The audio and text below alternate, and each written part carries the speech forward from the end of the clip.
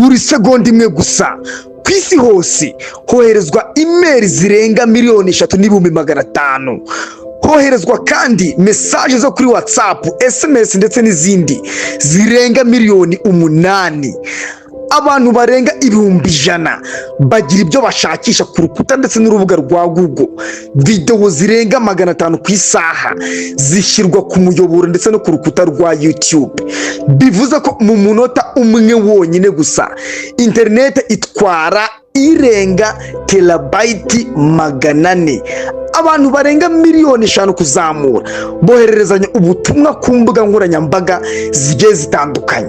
Bivuze yuko nibura mu mwaka umwe data zikoreshwa zirenga nibura zetabyte 120.